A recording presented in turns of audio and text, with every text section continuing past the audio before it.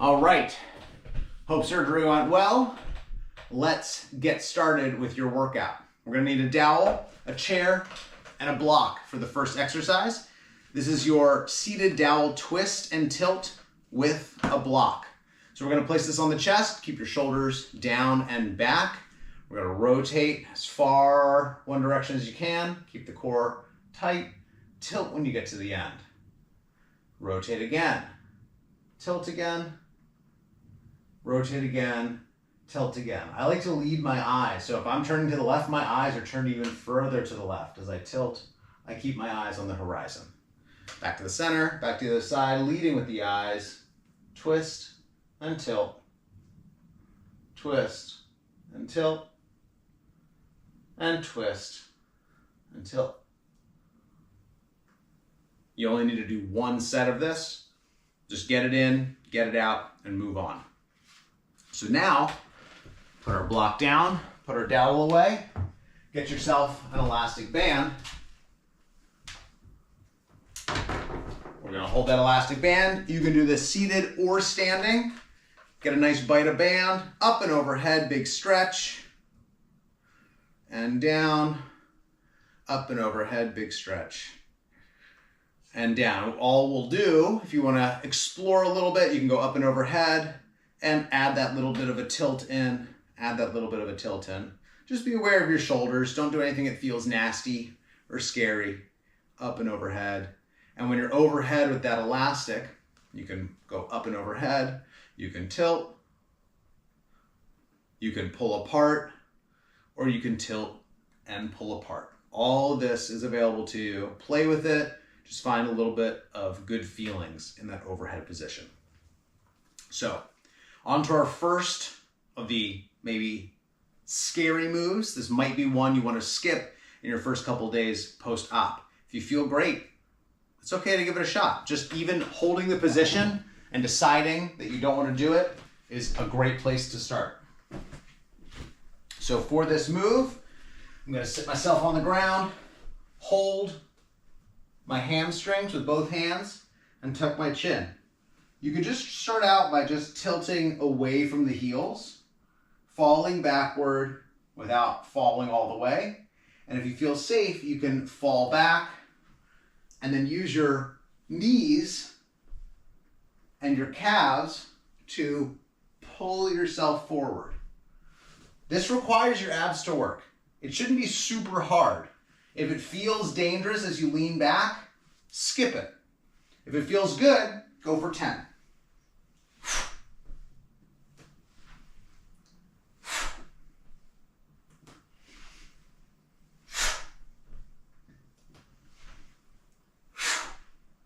And when you're all healed up and feeling great, maybe one day we'll get back into that big hollow body rock movement. But that looks great there. Cool. So, on this next move, bring the chair back out, or any other thing that you'd like to land on. I just recommend having your hands holding on to something or other for this move. Now, this one can be a little disorienting at first, but I'm just gonna lean forward, fold myself in half, get my belly as close to my thighs as possible. So for me, that kind of flexibility is not a big deal. I got my hands on the ground. For you, it might be a little bit tighter. So you can just grab the chair so your hands are supported. And you can see here, I can have my head low and my hips high. And I'm gonna transition to loading my heels, dropping my hips, and picking my head up. Staying alert, like I'm looking out for predators on the horizon. Head goes back down, hips come back up, and back up to my head up, hips down.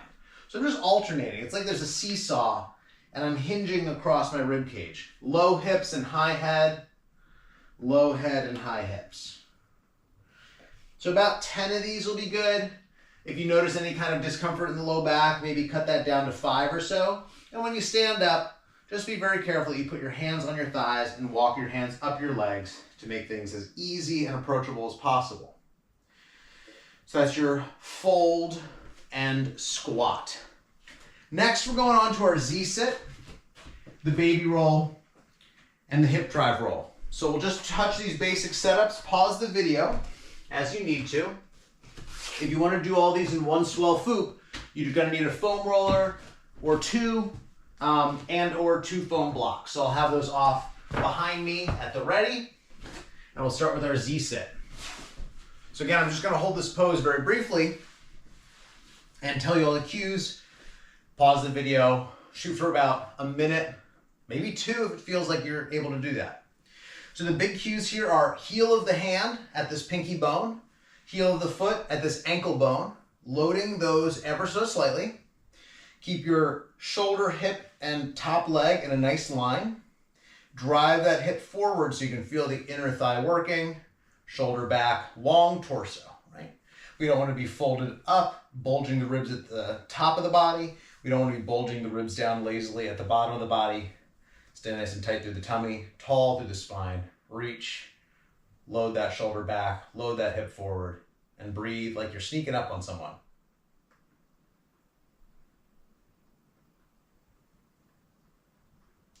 Eyes above the horizon or at the horizon. So we're practicing nice open chest and an attentive stare, okay?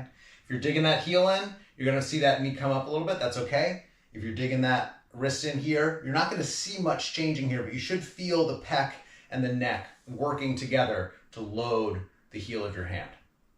Let's go to the other side. Same thing over here, all the same cues. Load the heel of that hand. Load the ankle bone and the heel of the foot. We're gonna drive that hip forward.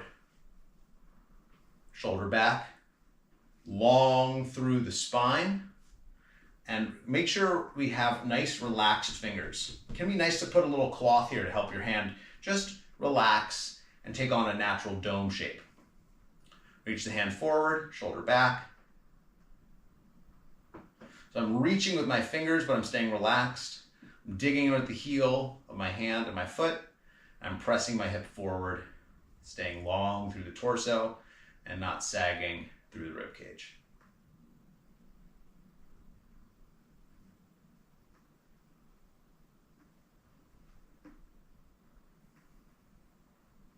About a minute or 10 breaths should do it for you there. Next, we're going on to the baby roll. So for the baby roll, I like to support my head with the foam roller. And this one's gonna get your glutes really fired up.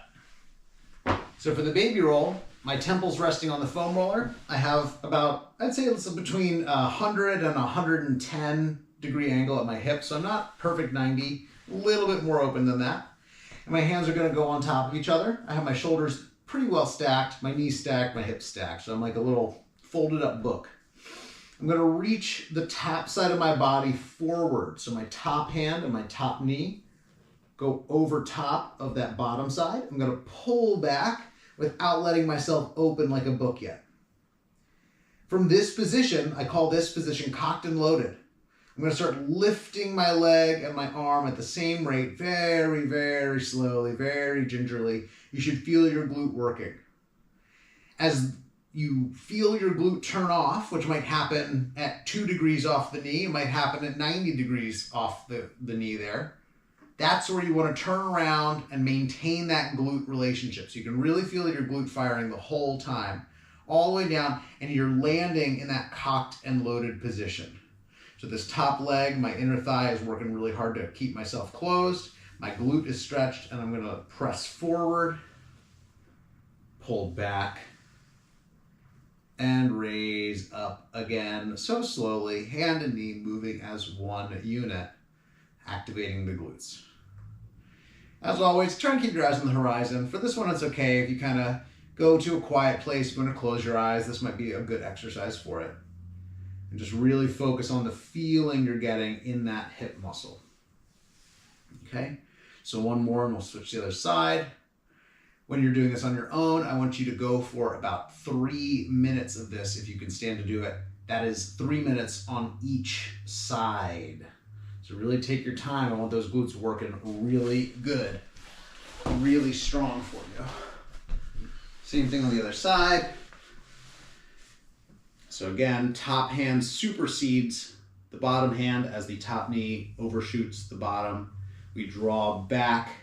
We feel the stretch in the top leg. We feel the contraction on the inside of that top leg. And we slowly, slowly, slowly open up like a book. Maintaining a relationship with that glute muscle. If your glutes are not firing, come back down. Try it again slower. Maybe don't go quite as high. Landing in that cocked and loaded position so you're feeling the stretch in the glute from the very beginning, and reach forward. If you have trouble finding your glutes in this position, maybe try dropping your legs a little lower down. Maybe that's going to be the optimum angle for you.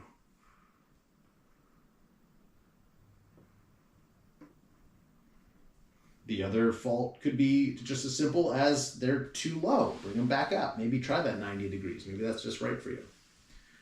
But the game here is to feel the muscle and relate to the muscle. So again, closing your eyes can be very useful to just cut out the outside world and just relate to your body. Last one. Again, you should be going for about 3 minutes on each side. If 3 minutes feels painful or too much, take it back down to 2 or so. That's okay.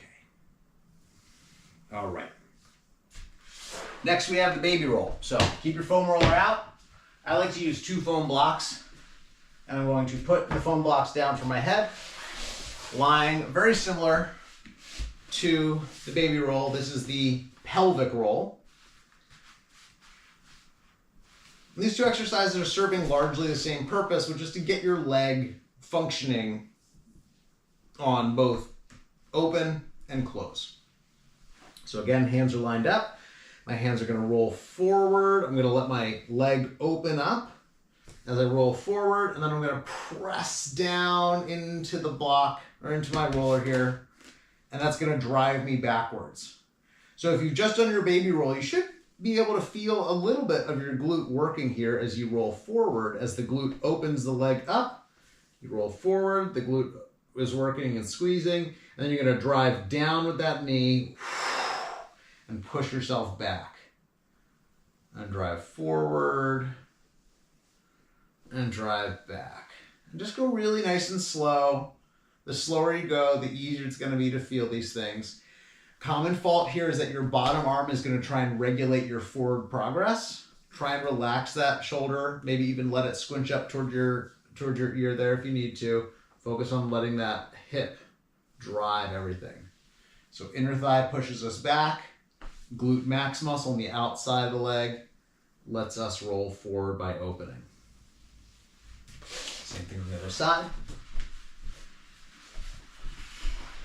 For this one as well, I'd go for about 2 or 3 minutes on each side. Put on your favorite podcast, set a timer. Push yourself back by driving down. Let yourself forward by opening up. Push down. Pull back. So there's this wonderful contrary motion happening. Or when I push the leg down, I roll up. When I let the leg open, I roll down. That is how the leg is going to drive this motion. Single-leggedly drive the motion, right? Everything else should be as relaxed as it can be. And these hands sliding over each other are just a way to monitor where one shoulder is relative to the other in a place that you can see. It's hard to look at both of your shoulders at the same time, unless you're looking in a mirror or watching a video back. But you can sure as hell look at both of your hands at the same time. So when they're lined up, your shoulders are lined up. When the left one's forward, the left shoulder's forward. And when the left hand is back, the left shoulder is back. So we're just monitoring that angle. But if you feel like you don't need it anymore, you can just wrap those hands up and just let the leg do the work too. That's totally okay. Hands are just for accountability.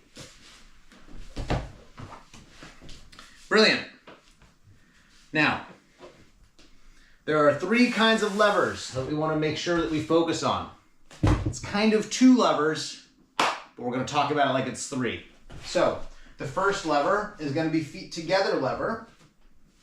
I'll show you 2 ways to do this. One, I think of as the lever practice or the safety lever. So, make sure that you have a little bit of outward drive, spread the floor force happening. Your hands are going to run down your thighs. Keep your eyes on the horizon. Hands slide down the thighs. Take your hands away from the thighs. Make sure that you feel the work in the glutes and the hamstrings and not the low back. You're going to do that by spreading the floor and driving your hips back behind you. So my belly button is directly over the arches of my feet. Okay, then we're going to stand up. So lever practice would be hands down the thighs, hold at the stretch, reach the hands up a little bit, put the hands back down, and stand up. Nice and simple. If that feels like too easy or overcomplicated or anything like that, you can just put your hands on your hips. As long as you feel the work going on in the glutes and not in your low back, I am happy. Good. Squeezing the glutes, hips go back, spread the glutes out, grab the hot dog, pull the hot dog, your butt cheeks are buns. Reach back for a snack, grab and attack. Boom. All right, so that's the first kind of lever, feet together. The second two kinds of levers are one foot forward or the other foot forward. So I'll start with my left foot forward. I'm gonna get a little bit tippy toes. Now I'm not on my tippy toes like a ballerina, but I have all of my tarsals down, all my toes are on the ground, the ball of my foot is against the ground, and that way I can have this sort of free back knee. With your hands on your hips, we're gonna drive that back leg associated hip, in this case my right hip, as we hinge forward. So I'm not just hinging flat, I'm hinging and I'm rotating. So my left hip is really turning back, back, back as my right hip is turning in and my eyes are up on the horizon. I'm going to drive with that front hip, my left hip, to get back to standing. So I like to think about headlights on my hips. I'm going to turn my right headlight into my left knee, stretch the hip, stand up nice and tall, and in and out. Okay? Looking for about 10 of those. Doesn't need to be hard. We just want to make sure that we have access to this movement pattern for when we pick up heavy kettlebells again. Eyes up, shoulders back. My right leg is forward. My left foot has the heel up off the ground. We're going to turn into that front hip. So my left hip is now turning into my right knee. I'm stretching that right glute, eyes on the horizon, stand up nice and tall. Hips go back, stretch the right glute, eyes up, nice and tall. And again, we're going to go for about 10 on this side. So we're rotating through two planes, right? We're rotating forward and we're rotating right-left. In this case, I'm rotating to the right.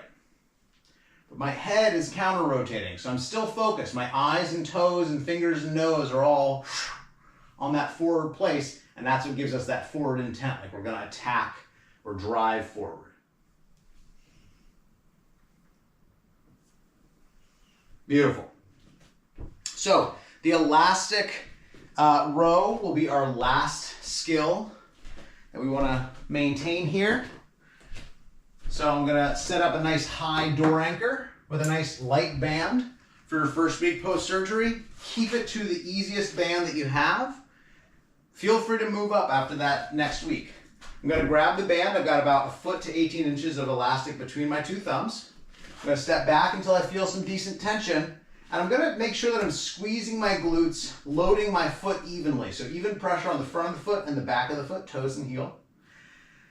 Shoulders back, chin tucked, pull right into the solar plexus, touch that band. You can even stretch that band as you pull it back and create a little extra tension in the shoulders. So pull down and back, staying nice and tall, making sure every muscle in the back of my body, my calves, my glutes, my hamstrings, my upper back muscles, my lower back muscles, muscles on my neck are all staying nice and stiff, nice and strong. And I'm maintaining a really good posture the whole time. And this movement's going to help ensure that we have a good posture as we heal. For bonus points, you can take that B stance, 1 foot forward, 1 foot back. Again, tippy toes on that back leg or the ball of the foot. Pull and pull. Try and make sure you're still feeling the glutes. A little bit tougher in the B stance, but it's still achievable.